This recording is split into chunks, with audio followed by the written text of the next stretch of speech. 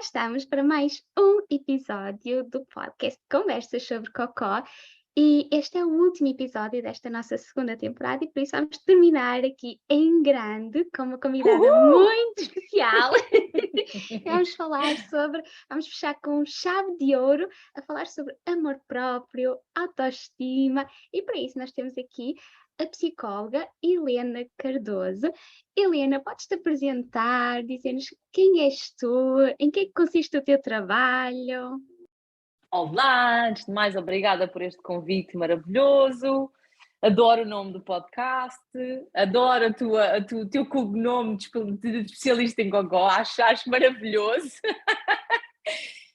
Quem sou eu? Olha, eu sou a Helena, antes de mais, esta humana que aqui está, e de certa forma,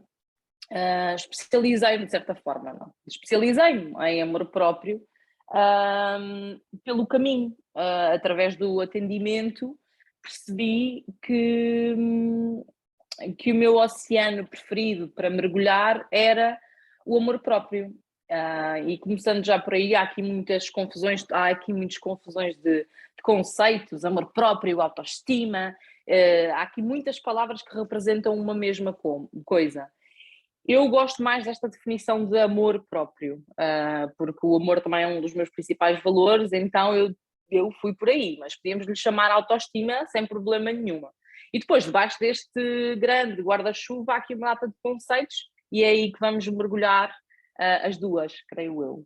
Mas é muito isto, eu faço um trabalho de psicoterapia, ou seja, é uma coisa muito, aquela ideia convencional que temos da terapia, mas como os meus óculos pessoais estão muito... Eu tenho uns óculos de amor próprio e eu acho que o amor próprio é a base de tudo. E quando falo... Então acabo sempre por ir por aí com os meus clientes. E quando falo de amor próprio, tocamos questões muito mais profundas do que esta coisa de gostar de mim. Tocamos a nossa individualidade, a nossa própria... Não queria dizer personalidade, mas é esta coisa de quem somos nós.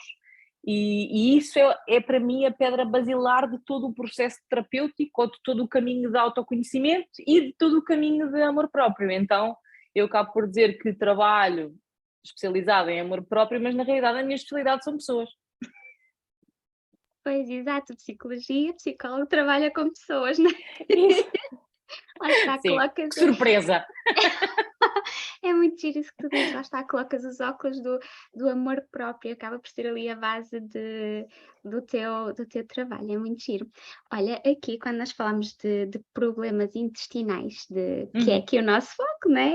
Cocó, Sim, claro. cocó no bom sentido, um cocó feliz, um intestino Isso. feliz, e quando nós falamos de problemas intestinais, nós falamos da necessidade de fazer várias restrições, da necessidade de muitas vezes dizer não, e o que eu noto, e eu quero que tu me digas se isso também tem a ver com o amor próprio, o que eu noto muito é a dificuldade de se dizer não, a dificuldade ou seja, como eu disse, há a necessidade de fazer várias restrições, então às vezes há que dizer não a determinado alimento porque ele vai causar mais sintomas a quem tem o Claro. problema, seja o inchaço, seja a dor, e são sintomas fortes, não estamos a falar de sintomas, por exemplo, quando estamos a falar de emagrecimento, tanto faz comer ou não, pronto, ok, vai fazer ali um bocadinho de diferença na balança, mas passa. Mas aqui é uma questão de saúde mesmo, exatamente, digamos assim. É sempre saúde, mas ok, é assim, só que aqui há muita dor, ou seja, a pessoa vai comer aquilo que sabe que não devia comer, porque tem dificuldade em dizer que não, à pessoa que fez aquilo, dizer que não ao alimento, pôr-se em primeiro lugar, depois vai ter dor que pode durar dias, dor real, muita dor. Esta dificuldade de dizer não, isto aqui também pode ter aqui relação com amor próprio, Helena? Sabes que eu vou-te responder que tudo tem relação com o amor próprio. Sim. Lembrem-se dos óculos, não é? Tudo para mim Exato. tem a ver com o amor próprio. Mas há aqui, eu acho esta questão um bocadinho ambígua, porque, e vou-te explicar porquê. Sim, há aqui um tema claramente que tem a ver com autocuidado e autorrespeito, não é? Esta questão e esta capacidade de dizer que não, e por exemplo, não, saindo aqui deste espectro da alimentação, isto não é um comportamento exclusivo destas pessoas. Por exemplo, alguém que queira deixar fumar, de fumar, obviamente, que é uma dependência e é completamente diferente, já vamos a essa parte, acaba por ter também esta ambivalência de eu quero muito, mas não tenho autocontrole, autorrespeito, ainda não atingi esse lugar, digamos assim, eu não tenho essas capacidades trabalhadas. E portanto, sim, pode ser uma coisa de autorregulação interna e de assertividade, sei lá, o não toca uma panóplia de coisas, percebes? E depois a cada indivíduo, subjetivamente, internamente, temos que perceber o que é que está ali a falhar, não é? Eu costumo usar muito a metáfora da mesa. A mesa tem várias pernas. Será que é a autodeterminação? Será que é o autorrespeito? Será que é ali um bocadinho de sabotagem? O que é que será que está a falhar no não é? Mas toca ali algumas coisas.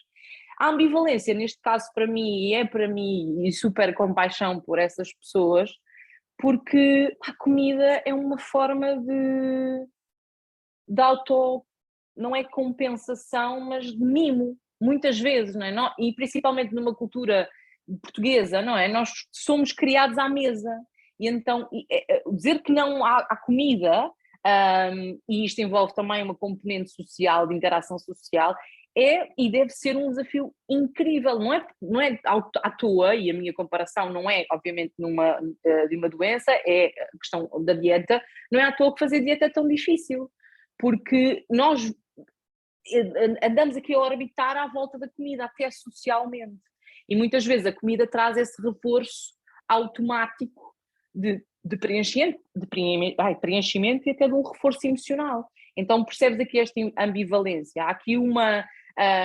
quando eu deveria dizer que não para me proteger e para me respeitar e para seguir e até para resguardar a minha saúde, mas depois há aqui um conforto que advém do consumo desta comida. Então é muito ambivalente. Neste caso, seria trabalhar essencialmente estas componentes que eu te falei, não é? O autorrespeito, a autodeterminação, isto tem que estar muito, muito, muito redondinho internamente, e por outro lado, trabalhar muito a autocompaixão, porque isto é mesmo muito difícil perceber que eu estou aqui numa situação que é extremamente ambivalente.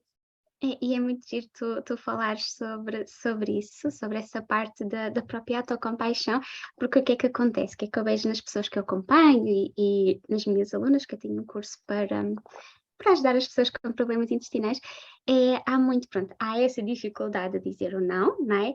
Que é normal, é exatamente o que tu disseste, e nunca nos podemos esquecer disso, que a alimentação é nutrição, mas também é emocional, é social e é cultural, mesmo aqui no nosso próprio país, consoante a zona em que nós estamos. Eu estou aqui no norte, tenho hábitos alimentares diferentes de quem está no sul e por aí vai.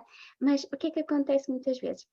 Há esta dificuldade de dizer não, e há muitas vezes o que eu vejo, a necessidade de perfeccionismo, a necessidade de ser perfeita, ou seja, depois há aqui, e daí eu pegar aqui nessa tua questão da autocompaixão, o que é que acontece? Então, eu não consigo dizer não, eu estou aqui a colocar no lugar da pessoa, tá bem? Então imagina, eu sou a pessoa com problemas intestinais, eu não consegui dizer não a algo que eu sei que me vai causar muita dor, então como eu não consegui dizer que não, eu vou comer, sinto frustração porque comi, então vou comer mais, entramos aí no perdido por 100, perdido por 1000, depois vem imensas dores, depois vem imensa frustração, depois vem a sensação do eu nunca vou ser capaz, e isto eu não consigo, eu vou ter que viver sempre com este problema. Isso que tu falaste da autocompaixão, eu acho que também falta muito nas pessoas que eu atendo, eu vejo isso, falta muito o dizer para elas próprias de ok, está tudo bem, não tem mal, apetece mesmo comer isto, até porque, pronto, eu estou aqui a dizer isto de a dificuldade de dizer não, mas quando se fala de problemas intestinais, fala-se de intestino-cérebro, e não há, às vezes a pessoa, se estiver calma, tranquila, pode estar a comer uma coisa supostamente super má e não ter sintomas, e pode estar a comer uma coisa super boa no estado de stress e ansiedade e ter sintomas, está bem? Só colocar aqui este pequeno à parte, mas há muito essa questão de culpa, de eu não fui capaz, eu não consigo, eu vou parar de fazer, e depois param de fazer, começam só que, lá está, eixo intestino-cérebro, comer com mais stress, com mais ansiedade, comer com esta culpa, com esta frustração. Então essa parte que tu falaste da autocompaixão, acho que que gostava que tu falasses mais um bocadinho, mas acho que é mesmo muito importante aqui para quem nos está a escutar, de ter isto, está tudo bem, é normal, a comida é emocional, a que tu dizias, a compensação. Vai haver aqueles Uhum, dias que nós não vamos resistir ao chocolate, uhum. que não se vai resistir a comer determinada coisa, mesmo que não seja a melhor para o intestino, mas é normal, né? Ter essa capacidade. Podes falar um Sim, bocadinho mais sobre isso? claro, eu acho que falamos muito da compaixão, e há bocado eu usei este termo, mas eu gosto mais do acolhimento. Eu Hum, gosto mais da palavra autoacolhimento. E, e, e obviamente que conseguimos fazer um trabalho nesse sentido, de nos acolhermos e termos mais, e usarmos mais a nossa voz compassiva, é uma técnica que se usa muito nesta área do amor próprio, que é o que é que dirias a uma amiga se ela estivesse a fazer a mesma coisa? Será que usarias essas vozes críticas todas que estão dentro da tua cabeça quando estás a incorrer neste erro, ou neste risco, ou neste lapso? E é importante desenvolver essa voz mais compassiva. Mas acho que aqui duas coisas também úteis introduzir aqui em relação a estas pessoas, sabes? Porque esta questão do perfeccionismo é muito interessante. E eu acho que a compaixão a gente vai falar dela várias vezes, porque a compaixão ou o acolhimento é a peça central para trabalhar amor próprio. Portanto, ela há de surgir. E se me permitires, eu gostava de ir aqui por este caminho que tem a ver com este perfeccionismo que me falaste. Acho que as pessoas que te ouvem são pessoas que naturalmente têm este tipo de temáticas, não é, intestinais e normalmente o que acontece quando nós temos ou desenvolvemos um tema qualquer de saúde que não é comum acontecer nas outras pessoas. Eu, por exemplo, tenho o meu exemplo pessoal, usando aqui, por exemplo, a infertilidade. Há normalmente e naturalmente uma prevalência da culpa.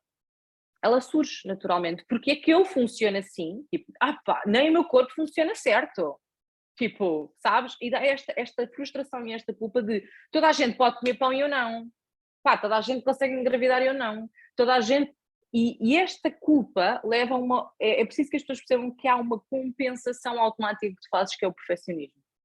Percebes? Porque tu queres, dentro daquela condição, reganhar algum controle sobre o teu corpo. Não é? Demonstrar que tu estás em controle, demonstrar que tu estás em cima da situação, demonstrar que tu estás a fazer as coisas certas, não é? Porque tu não funcionas certo, portanto tu tens que fazer uma compensação do teu comportamento, estás a ver? E é importante perceber, ok, eu estou a fazer isto, mas não é preciso. Tipo, eu não tenho responsabilidade se o meu corpo tem determinada a fisionomia, tem determinado desarranjo, eu não sei as origens, portanto pode estar a dizer um grande disparate, desculpa. Mas não é responsabilidade minha que eu tenha esta condição.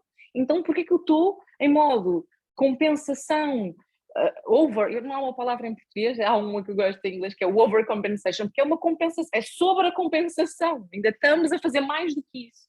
E então, às vezes, este perfeccionismo está alimentado por esta culpa. E às vezes ter a consciência disto e dizer assim, ok, não é culpa minha.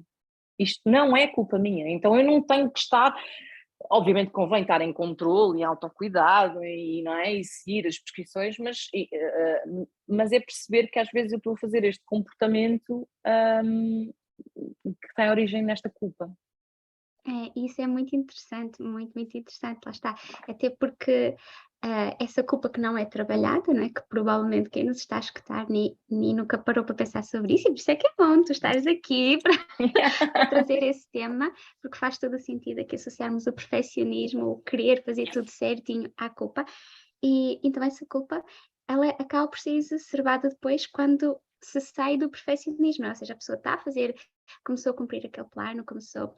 E aqui eu acredito que há muita gente que nos está a escutar que tenta fazer sozinha a dieta FOD, né? Provavelmente não conheces, mas é uma dieta extremamente restrita, onde se tira legumes, se tira frutas, se tira, mas pronto, tira-se muita coisa, ela Sim. ajuda, mas tem que ser feita de forma acompanhada. E depois existe uma coisa que é tabelas do pode comer, não pode comer, com pesos, com medidas, então muitas vezes as pessoas fazem isso sozinhas, tentam seguir aquilo muito, muito à risca, mas continuam a ter sintomas porque não controlam os outros gatilhos, como stress, o sono, a ansiedade, a mastigação, e Uhum, por aí vai, uhum. e sentem ainda mais culpa, que é porque é que eu estou a fazer tudo certinho e não vejo resultados, ou então a culpa do ai, eu não devia ter comido isto, e eu comi. Às vezes aquilo não vai causar sintomas nenhuns, lá está, como eu falei, às vezes a pessoa vai comer no estado de tanta tranquilidade que aquilo não causa sintomas nenhum.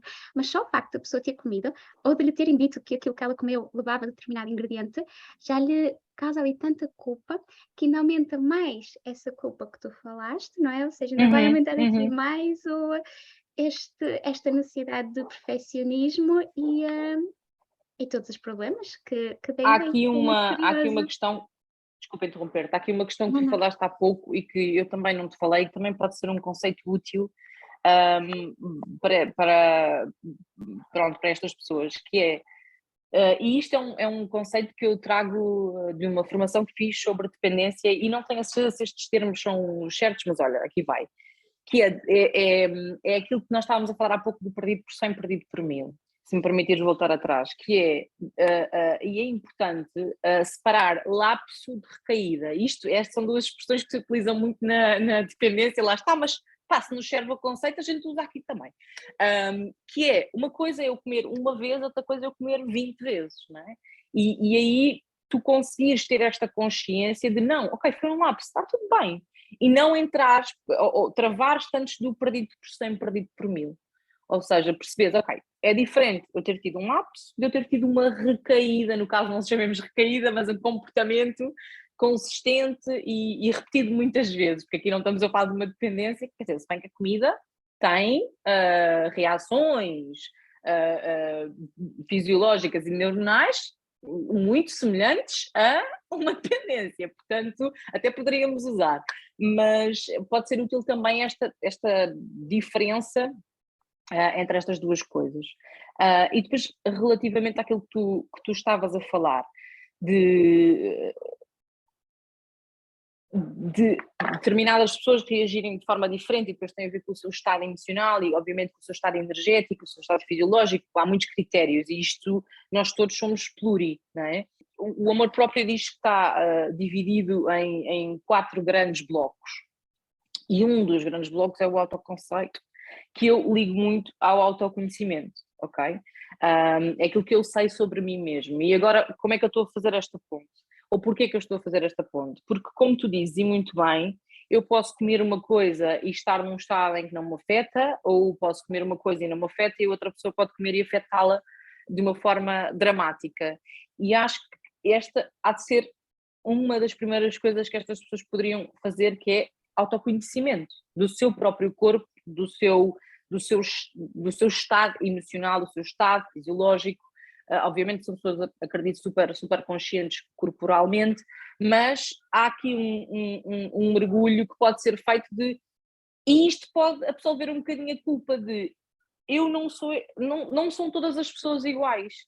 Os meus limites podem ser diferentes daquela pessoa. Ok, eu não devia comer isto, mas se calhar isto não me faz tanta diferença se eu estou num estado em que estou muito relaxada, de férias, em bliss, acho que esse mergulho é importante também de me conhecer e conhecer a minha resposta corporal mais do que esta coisa do não pode, não deve, não sei, tem não sei quê. E esta rigidez, esta restrição que tu me falas, e que é depois a catapulta para a culpa, para a frustração, pode até não me servir.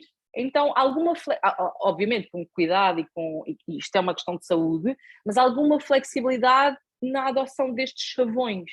Não sei, e corrige-me, por favor, se eu estiver a dizer algum disparate. É mesmo isso, e é interessante, tu falaste aí de que quem tem este problema geralmente tem muita consciência corporal, mas olha que não, pelo menos na minha experiência, não. Aliás, Okay. o que eu costumo dizer a quem acompanha e mesmo nas minhas redes sociais é que não é possível trabalhar sintomas intestinais sem trabalhar autoconhecimento, exatamente o que tu disseste, porque o que é que acontece? Os sintomas intestinais, eles são muito fortes, Uhum. então há muito foco apenas no intestino, ou seja, não há a consciência corporal de o que é que realmente. Porquê? Primeiro, tudo vai causar sintomas. Quando tu estás mal, quando o intestino está mal, tudo vai causar sintomas. E depois há demasiado foco no intestino, demasiado foco quando surgem os gases, quando surgem.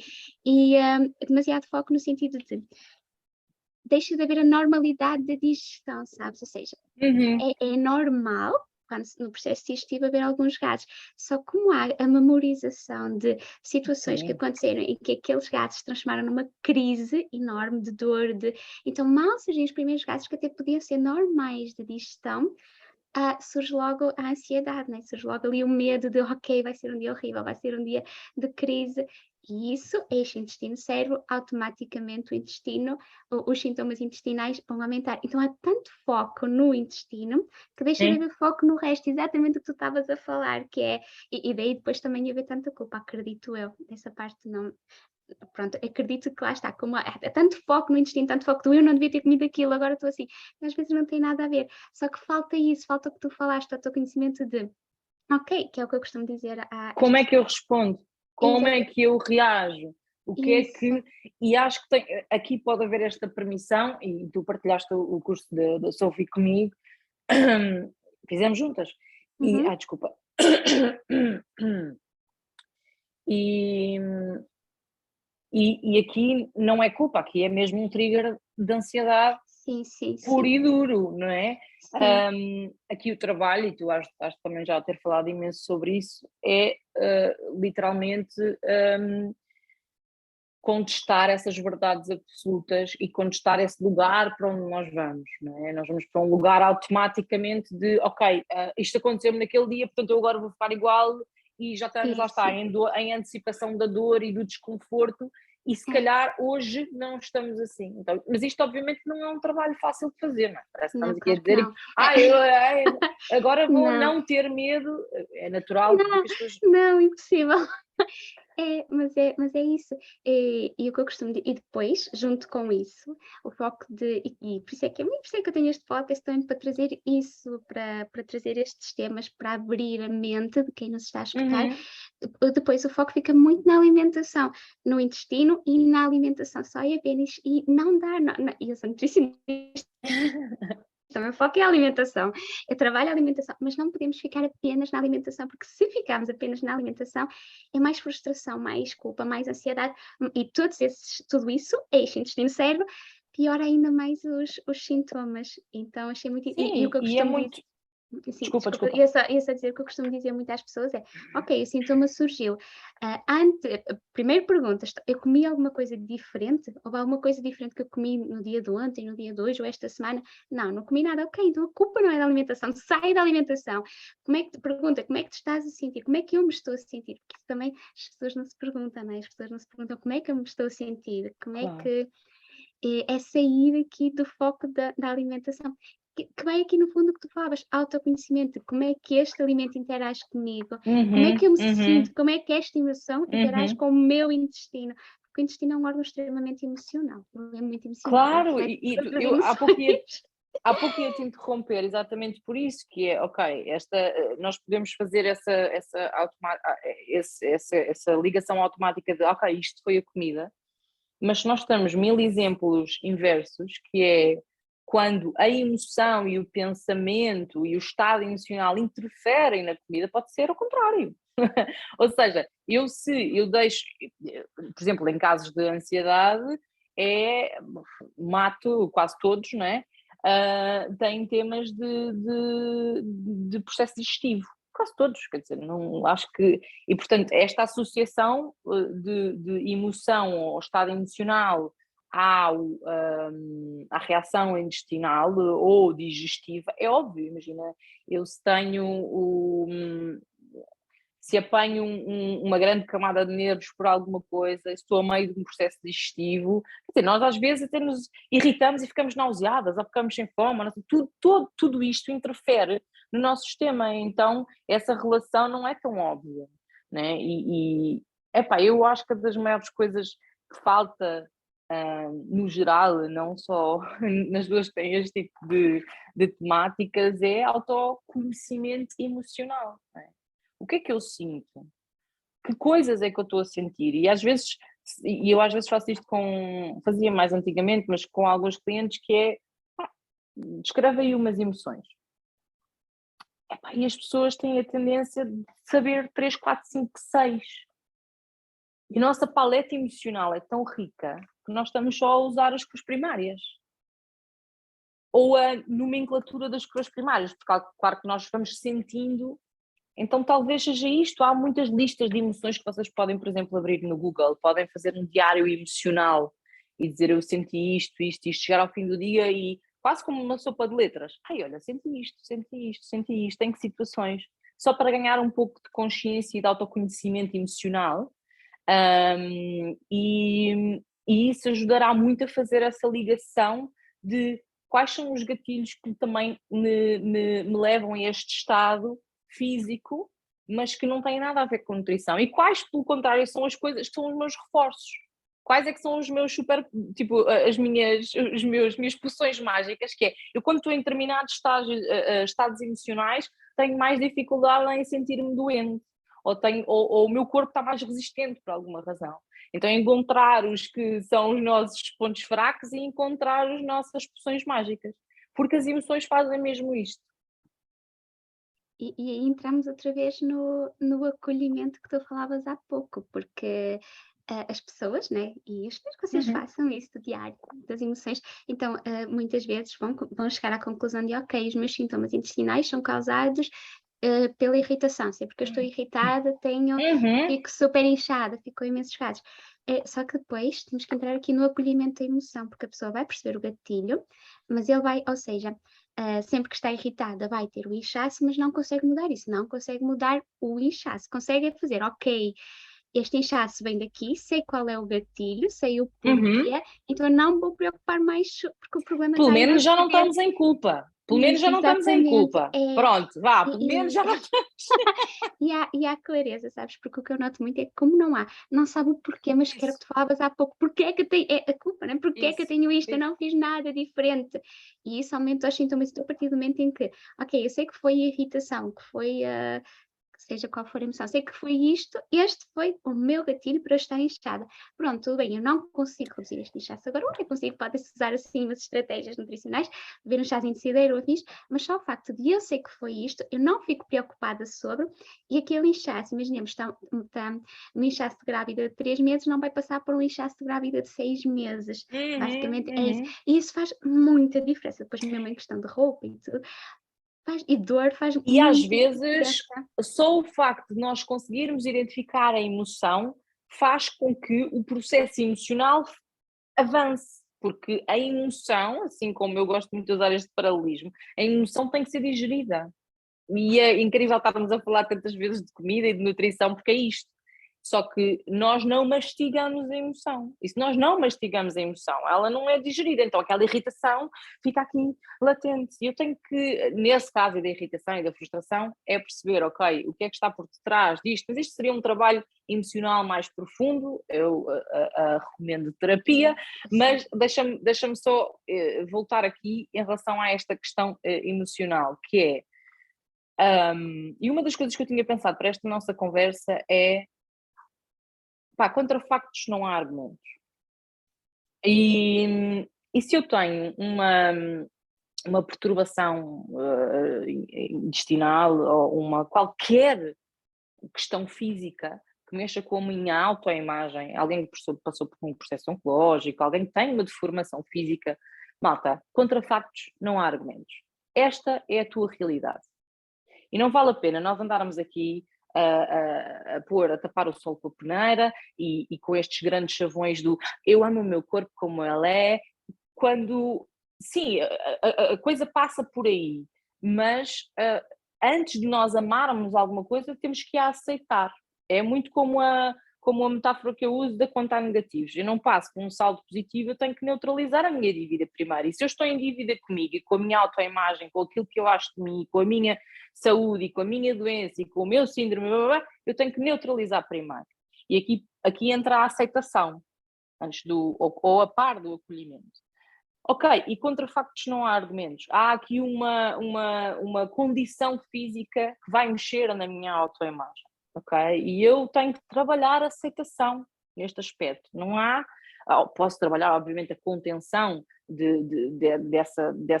dessa condição que me faz sentir mal, que me faz inchar, como bem disseste, mas eu vivo com esta contenção e com esta condição, então tenho que colocar um bocadinho de aceitação em relação a isto. Voltando e fazendo aqui a ponto com as emoções, que é, Nós somos seres emocionais. Não dá para eu viver uma vida agora, tipo, eu não vivo num mosteiro sozinha, tinha que ser sozinha, porque a interação com pessoas, meus amigos, já perdeu, né? Porque eu tinha que viver sozinha para não me... Iria me irritar, nem que fosse comigo, ou com o pássaro que tinha ido visitar, ou com a porcaria do pó que entrava pela caverna, mesmo que eu fosse ermita, eu, Helena, eu sei que me ia irritar. Não havendo café, então, não estou a brincar. Mas é isto, tu és humana, eu sou humana. As emoções fazem parte do nosso código genético, da nossa vivência. As relações fazem parte da nossa vida. E quando nós nos relacionamos, pá, vai sempre haver o chefe, a sogra, a amiga, o não sei o quê, o namorado, o cão, o gato, os filhos, o não sei o quê, que causam coisas em nós. E isto é ser humano. Então, quando eu estou frustrada, estou irritada, eu tenho que ter uma vida muito calma, eu tenho que estar sempre. Malta, isso é ser robô, isso não existe. Então, bora. Ok, nós temos que estar, não é em controle, mas temos que estar responsáveis pela nossa bagagem emocional e agora, não vou estar a irritar e pego numa arma e dou tiros nas pessoas todas, ou desato o soco a toda a gente, não é? É autorresponsabilidade pelas nossas emoções, mas saber que é normal sentirmos coisas. É normal. Tipo, e a vida gera isso mesmo. Porque no momento em que nós não sentimos nada é emocional, é porque morremos. Tipo, deixa de fazer o pip, pip, pip, pip e tchau, não é? E até é interessante aqui usar o intestino como um guia para as emoções, não é? Um guia no sentido de, não é um guia, um alerta de, lá está, nós vivemos tanto, pelo menos eu falo por mim também, nós vivemos tanto no piloto automático de sair, trabalhar, viver a vida a mil, que nunca paramos para pensar sobre isso, para fazer o diário das emoções ou para pensar ao longo do dia, ok, como é que eu me estou a sentir?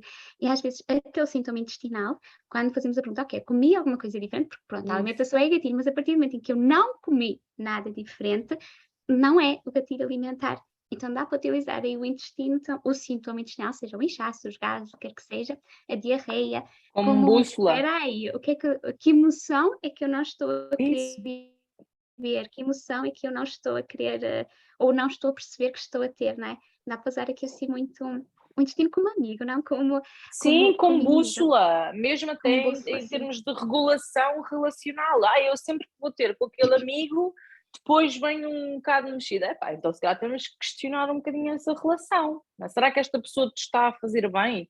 Porque às vezes o nosso corpo reage, não é? E neste caso é óbvio. Mas no caso da ansiedade também, não é? Há determinadas pessoas que me causam um bocado mais ansiedade, porque às vezes são só como elas são, não é? E eu tenho que, sabendo que eu tenho esta condição, conseguir questionar se aquilo me faz bem, não é? E é como tu dizes, é incrível porque não é só a comida, não é? Que despoleta estas coisas, é. Se eu tenho um trabalho de que não gosto, que me causa imenso stress, em que sou maltratada, se calhar a equação para a minha saúde, em vez de focar tanto na nutrição, passa por sair ou por repensar a minha área profissional, percebes? E isto é muito mais, e eu acho que tu também fazes muito esse trabalho, e parabéns, isto é muito mais do que só a dieta. É mesmo muito mais do que só a dieta. Totalmente. E quando as pessoas focam só na dieta, não, é frustração. E depois o que se vê é a pessoa a Uhum. fazer a restrição, que é super restrita e ela só pode ser feita por um curto período de tempo. E às vezes as pessoas estão a fazer restrições alimentares por anos. E isso faz com que não haja sequer reparação intestinal, porque nós precisamos de nutrientes para reparar o intestino. Então nós fazemos a restrição por um curto período de tempo, para reduzir os sintomas que eu falei, inchaço, gases, dor, e depois Uhum. reintroduzimos os alimentos. Só que há tanto foco só no que se come, só no que se come, só no que se come, não se trabalha mais nada, não se procura psicólogo, não se faz mais nada, só aquele foco, que é isso, que se viver restrição durante muito tempo e a alimentar o problema emocional, não é? Porque se eu viver restrição, continuo com sintomas, aquilo que falámos inicialmente, tenho que continuar a dizer não, tenho de continuar aqui Uhum. naquele de eu quero comer isto, mas eu não posso porque me vai fazer mal. É muito forte, é muito, Sim, emocionalmente, é e muito é o que tu forte. dizes, depois causa, não é? Se eu estou a ser absolutamente rígida e consigo cumprir aquela dieta, mas depois toda eu estou desregulada, porque há um aumento de cortisol, porque há aqui outras componentes emocionais que eu fico mais desregulada e, portanto, não é? É a pior emenda que o soneto, como se costuma dizer. Ahm, e é muito isso. Eu acho que é muito, muito importante, estavas a falar há pouco, em qualquer condição. Esta resistência que tu me falas de serem acompanhados, ou de haver este acompanhamento, é importante que as pessoas percebam que a informação vinda de um lugar de sabedoria, o conhecimento, né, que pode ser vinculado através de livros, pode ser vinculado através de pessoas, de experts, de vídeos, mas o conhecimento, a informação, é aquilo que nos dá segurança sobre o nosso meio, e neste caso, segurança sobre o nosso corpo, a nossa condição. E quando estamos a fazer as coisas às escuras, muitas vezes motivados por aquela coisa que falámos, o perfeccionismo, a culpa, não é? Leva-me a esta coisa de eu estou a fazer o possível. Dizem-me para não comer, eu não como. Aquilo que tu provavelmente precisas é de mais informação sobre o assunto. Bem, as pessoas que já aqui estão a ouvir-nos já estão motivadas para isso, mas muitas vezes, ou na maioria das vezes, ou pelo menos a mim pessoalmente, quando eu estou em situações de insegurança, de falta de controle, de falta de controle sobre o que quer que seja, aquilo que me dá segurança é a informação, e a informação é muitas vezes, ou vem muitas vezes através do acompanhamento, não é? Porque tu tens essa informação, não é? Tu fazes, por exemplo, tu no teu acompanhamento fazes as perguntas certas, não é? Que muitas vezes eu, como não tenho conhecimento sobre o assunto, eu não sei fazê-las. Então, sozinha, é tipo andar num túnel escuro, meio às apalpadelas, a ver o que é que resulta. O acompanhamento ou a informação, as pessoas que estudam sobre isso, não é? Podem ser autodidatas e irem estudar sobre isso, é andar com uma lanterninha. O caminho não é fácil, não. Mas já se vê mais qualquer coisinha. É, exatamente, é isso, mas falaste nessa questão do não procurar acompanhamento, isso realmente é um grande erro, seja na nutrição, seja na psicologia, é um grande erro. E o problema hoje em dia é haver demasiada informação, que é bom e é mau. Temos a parte boa que com má informação nós estamos informados e ok, sabemos que há um caminho, mas ao mesmo tempo há desinformação e esquecemos que um ser humano é extremamente complexo, então não basta seguir tabelas do comer ou não comer, não basta seguir tabelas sobre, isto a irritação é isto, a tristeza é aquilo, não basta procurar tabelas e tentar fazer sozinho, porque nós seres humanos somos extremamente complexos, Uhum. e às vezes uma pessoa a irritação não vai causar nenhum sintoma intestinal, noutra ela vai ficar muito, muito mal. Às vezes a cebola, que é aqui um alimento muito crítico, numa pessoa vai causar imensos sintomas e na outra ela vai perceber que não lhe faz diferença nenhuma. Aliás, às vezes as pessoas fazem e é normal. Fazemos o processo nutricional, fazemos tudo direitinho, acompanhados, e chegamos à conclusão que o gatilho é totalmente emocional. E está tudo bem, temos de passar por aquele processo alimentar para reparar o intestino, para depois chegar à conclusão de que o gatilho é emocional, é isso que tem que ser trabalhado, é isso que tem que ser Claro. tratado. Mas há muito o fazer sozinho. Então, na área da saúde, eu acho que há muito o fazer sozinho, porque se nós temos um problema no carro, nós levamos ao mecânico, não é? Ninguém vai procurar vídeos no YouTube ou quer que seja. Mas quando se trata de nutrição, psicologia, então psicologia, isto é a minha percepção, acho que é muito aquilo, não, eu consigo enfrentar este problema sozinho, eu sou capaz. Eu não estou maluquinha, não é? Eu não estou maluquinha, eu consigo.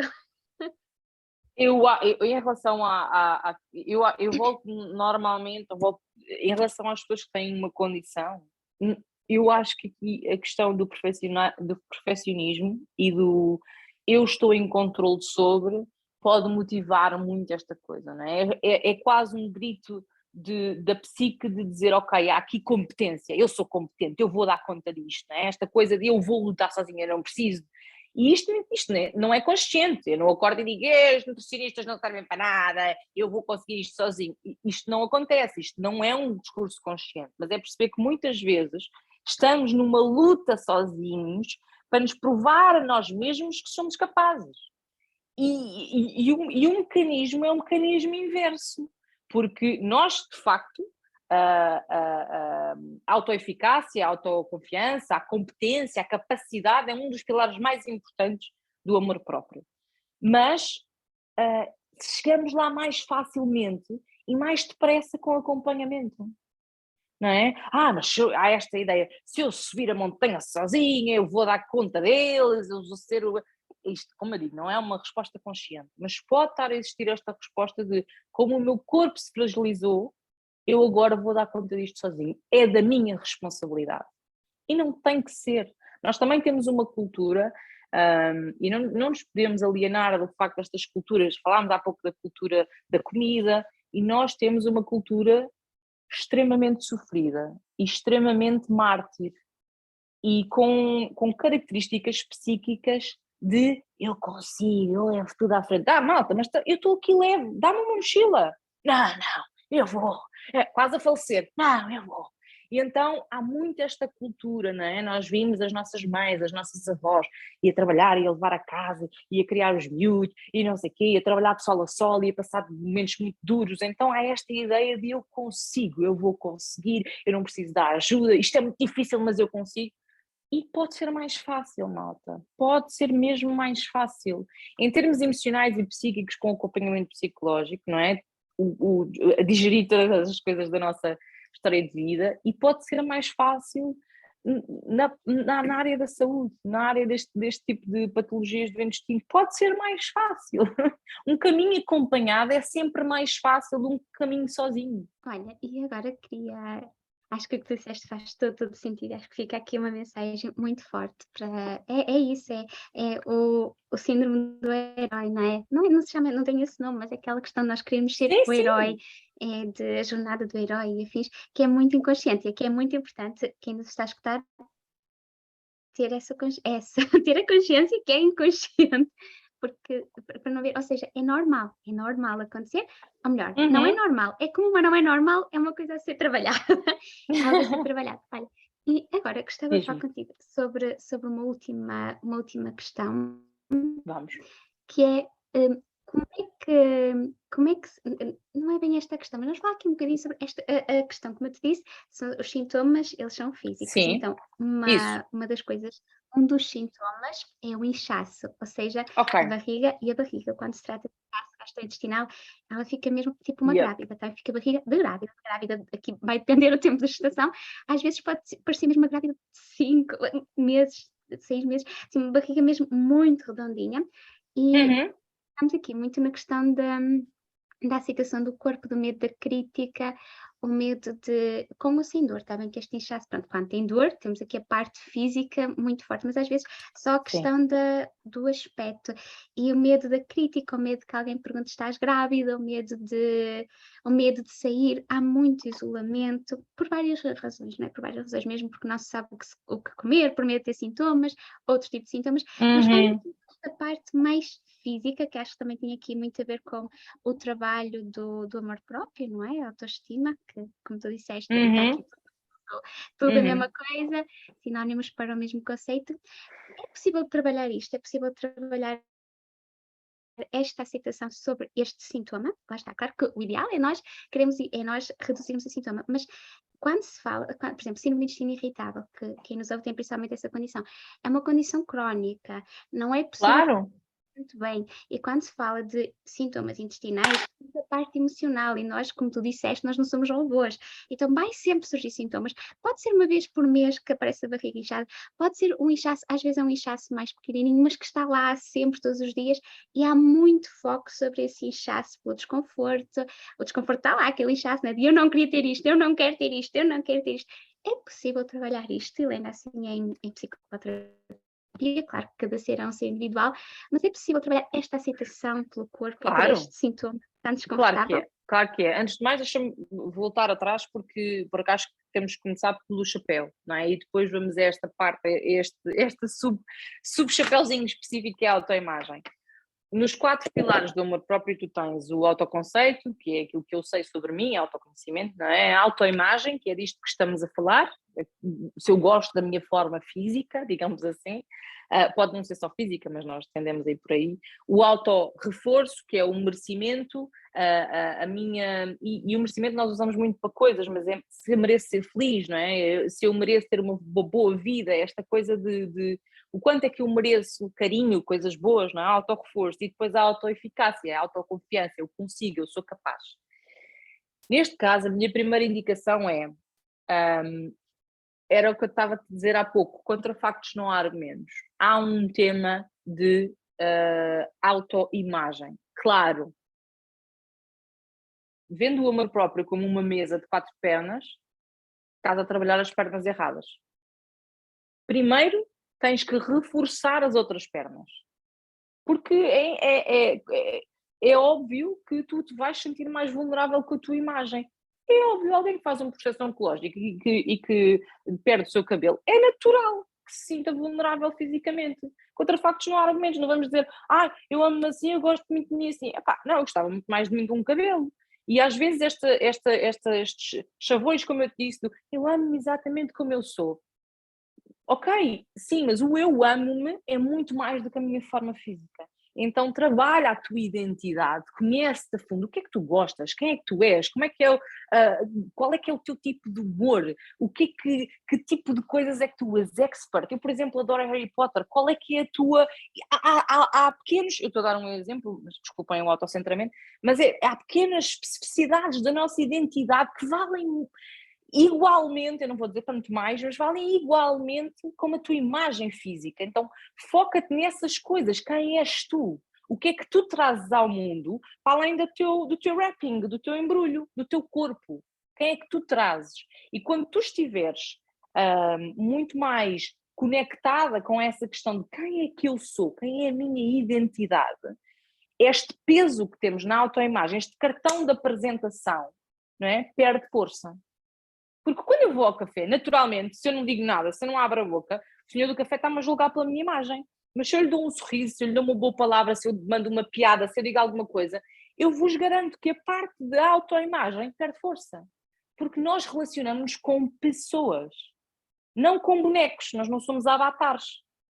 Então, eu focaria muito aí, sabes? De descentra da autoimagem primeiro, e eu já vou lá, ok, agora depois já dou estratégias para a autoimagem, portanto, autoconceito, identidade, autoconhecimento, tu estares mergulhada em ti e nas coisas boas que tu trazes ao mundo, o autorreforço, o meu merecimento, eu mereço ir à rua, eu mereço ir a uma esplanada, não como nada, mas bebo um chá, eu mereço sair e ver o sol e ir a sítios bem, não vou lá porque não como nada, como em casa vou depois, eu mereço, estás a ver? Este autorreforço de eu mereço uma vida boa, eu mereço uma vida igual à das outras pessoas, não vou deixar de fazer as coisas porque eu tenho esta condição, eu vou na mesma. E autoeficácia, eu consigo gerir isto, eu vou na mesma e não como, ou como e reajo bem, este ganho de autoconfiança e de independência, eu vou sozinha e consigo e vou aumentando os meus desafios. A autoconfiança e a capacidade são 2 grandes frutos de autoconfiança, desculpa, foi redundante aqui, mas tu sentires que és capaz, que és eficiente, que és independente, é uma coisa fenomenal para tu aumentares o teu amor próprio. Então, ok, não vou porque tenho receio de me sentir mal. Ok, vai mais perto. Tipo, mete o patamar um bocadinho mais perto, mas vai, prova a ti mesmo que tu consegues, trabalha a tua independência. Agora, indiretamente à questão que me falaste e para terminar, autoimagem, não é? A autoimagem é dos maiores conundrums da humanidade, não é? Porque nós recebemos imagens de idealizações, de como é que devíamos ser, como é que, para onde é que devíamos caminhar, e então para todas nós, principalmente pessoas que têm este tipo de condições, uma coisa muito difícil de gerir. Há algumas coisas que se podem fazer, eu acho que é possível trabalhar o corpo, mas eu diria que uma das primeiras coisas primeiro, roupa confortável, diria eu. Eu sei que tu já deves ter passado por estas coisas práticas, mas eu não vou comprar umas calças que me fazem sentir mal. Parem com esse tipo de comportamentos que depois só geram culpa a seguir. E tenho umas calças na porcaria da gaveta que eu adoro e não consigo vestir porque não sei se vou inchar, se não sei o quê. Então escolhe roupa de acordo. Eu vejo isto 1000 vezes com pessoas, até eu, né? Depois de engravidar, tinha ali roupa, quando emagrecer eu vou vestir aquilo. Ficaram 2 anos ali. Manda fora, que é para aquilo não te lembrar que tu não estás no patamar que tu devias estar. Tem roupa com que te faças sentir confortável. Esta é a primeira coisa. Escolhe umas coisas mais larguinhas, eu não sei se aqui tu provavelmente consegues ajudar muito mais, mas eu diria esta coisa que trabalha para te fazer sentir bem. estás a ver? Tipo, faz com que a tua autoimagem te faça sentir bem. Podes ter duas camisolas que são só duas que te fazem sentir espetaculares, mas usa só as que te fazem sentir espetaculares, estás a ver? Isto tem autoimagem. Depois a segunda estratégia seria a vulnerabilidade, trazer a vulnerabilidade do tema. As pessoas podem dizer que eu estou grávida, as pessoas não sei o quê. Eu dizer efetivamente, olha, eu tenho uma condição que às vezes causa isto. E agarrar esta condição quase como uma capacidade de ser heroína, de passar esta mensagem, de isto acontece, eu estou a abrir caminho para outras pessoas que têm este problema, eu estou a educar, a psicoeducar as pessoas que estão à minha volta para que elas não façam mais isto com outras pessoas iguais a mim. Então, haver esta simplicidade de dizer, não, olha, está tudo bem, não. E a pessoa fica muito aflita, desculpa, não, está tudo bem, eu tenho uma condição, eu tenho um problema de saúde. E quando tu dizes, tenho um problema de saúde, tenho uma condição, as pessoas respeitam, as pessoas ficam muito atentas e muito alertas. E eu sei que é difícil fazer este exercício de vulnerabilização e trazer isto para cima da mesa, mas pode ser uma solução. Tu não tens de te sentir culpada porque alguém está a chamar a atenção de... Podes trazer a tua verdade, digamos assim, para cima da mesa. As duas coisas mais práticas para trabalhar corpo há uma coisa que eu acho muito útil, que é trabalho de espelho, com o teu corpo, despida, com roupa, como preferires, mais inchada, menos inchada, mas trabalhares, olhares ao corpo, ao espelho, e ali permaneceres e trabalhares essa aceitação corporal. Este é um exercício prático, ok? O segundo exercício prático seria trabalhar, eu não gosto de usar esta palavra porque está muito na moda e eu não quero que as pessoas vão para aí, mas é trabalhar a gratidão corporal. Introduzir uma mensagem de compaixão pelo teu corpo, de dizeres, sim, estás inchado, mas... estás inchada, mas já viste o quanto aguentas, o quanto és capaz, o quanto já lidaste, isto a falares para o teu corpo, o quanto já lidaste com esta desregulação, quanto tu já sofreste e continuas aqui para mim, não é? E até direcionar a tua atenção para o teu intestino e levares lá algum amor, fazer assim uma visualização guiada nesse sentido. E sim, dá para introduzir estes pensamentos mais amorosos, mas como viste, e desculpa porque alonguei-me imenso, é uma questão muito complexa. Uma última sugestão, há uma atora que eu gosto muito, já antiga, mas que é a Louise Hay, que conheces, claro, que a maioria das pessoas provavelmente conhece, mas que ajuda muito nestas questões físicas e de autoafirmação positiva e amorosa, e que eu sugiro muito, eu recomendo muito. E é isto. Que giro, acho que foi muito giro. Acho que isso resume aqui um bocadinho tudo o que estamos a falar, e acho que podemos resumir com a questão de quem sou eu para além do intestino, não é? Que é a questão que quem nos está a escutar tem que se colocar, de quem sou eu para além do meu intestino, que era o que tu falavas, o que é que eu gosto, porque a determinado momento, eu acredito que quem nos está a ouvir, né? E é a minha experiência de atendimento, há ali um antes e um depois, há a pessoa que era antes e há a pessoa que existe após terem acontecido os primeiros sintomas intestinais. Deixa de ser a mesma pessoa. E às vezes há aquela necessidade de se voltar àquela pessoa que se era antes. Só que eu acho que isso já não é possível. Às vezes não é possível. Exatamente, não é possível. Mas se calhar nem a pessoa que era antes era a pessoa autêntica, não é? E já entrávamos por muitas questões, mas é isso, às vezes há esta necessidade de eu queria voltar a ser aquela pessoa, eu quero voltar a ser aquela pessoa, eu quero voltar, eu não me sinto eu não me sinto eu, quero-me voltar a sentir eu. Mas a questão é, e quem sou eu? Não é? Se calhar é essa a pergunta que tem que ser colocada. Exatamente. Então, quem sou eu agora?